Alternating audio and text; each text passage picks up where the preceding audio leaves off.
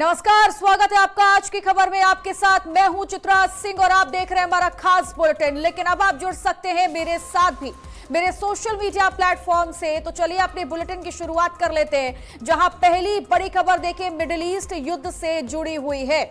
जहां middle east में Iran और अमेरिका इजराइल के बीच छिड़ी जंग को 1 महीने से ज्यादा का वक्त बीत चुका है। शांति वार्ता के लिए की जा रही कोशिशों के बावजूद दोनों ओर से हमले लगातार जारी हैं।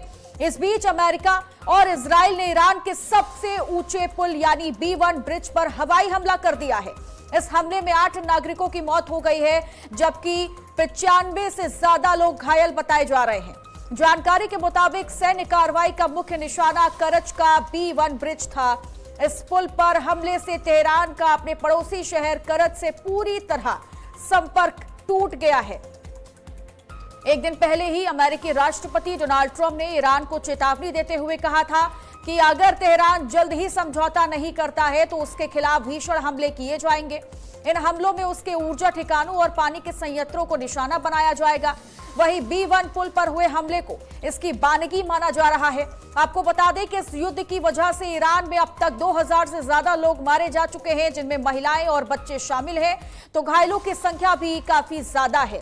तो तस्वीर आपको हम दिखा देते हैं, जो ईरान के सबसे ऊंचे पुल B1 ब्रिज पर अमेरिका और इजराइल ने संयुक्त हवाई हमला कर दिया है, जिसकी वजह से देखिए कई लोगों की मौत हो गई है और कई लोग अभी घायल बताए जा रहे हैं। यानी अमेरिका इजराइल हमले में 8 नागरिकों की मौत हो गई है। तो बड़ी खबर, बड़ी जानकारी आपको बता रहे हैं, जहां इस हमले की वजह से तेहरान करच संपर्क पूरी तरीके से टूट गया है। और ईरान करच B1 पुल पर यह हवाई हमला जब हुआ, उस दौरान की तस्वीर आपके टीवी स्क्रीन पर हम दिखा रहे हैं, जिससे भारी नुकसान तो ईरान को उठाना पड़ेगा।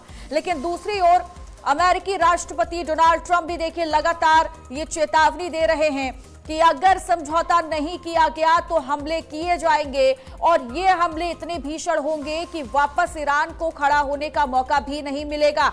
और इसी लिहाज से माना जा रहा है कि B1 ब्रिज पर जो स्थायी रूप से अमेरिका इजराइल ने मिलकर ये हवाई हमला किया है, ये मात्र एक बानगी के रूप में ही है, क्योंकि चेतावनी लगातार डोनाल्ड ट्रंप दे रहे हैं। अब ऐसे में देखना होगा कि क्या इस हवाई हमले के बाद ईरान समझौता करने को तैयार हो जाएगा, बात करने के लिए तैयार हो जाएगा, या फिर ईरान भी ऐसे ही चेतावनी देगा इजराइल को और अमेरिका को, और ये हमले जो हैं वो लगातार ऐसे ही बढ़ते रहेंगे। लेकिन निश्चित तौर पर चाहे ईरान की बात करें या फिर इजराइल की बात करें, हमले देखिए दोनों तरफ से लगातार जारी हैं, जिसकी वजह से कई महिलाओं की, कई बच्चों की मौत हो चुकी है। लेकिन सबसे बड़ी बात यह है कि जो भारी नुकसान उठाना पड़ रहा है, इसका खामियाजा ईरान को भी भुगतना पड़ेगा।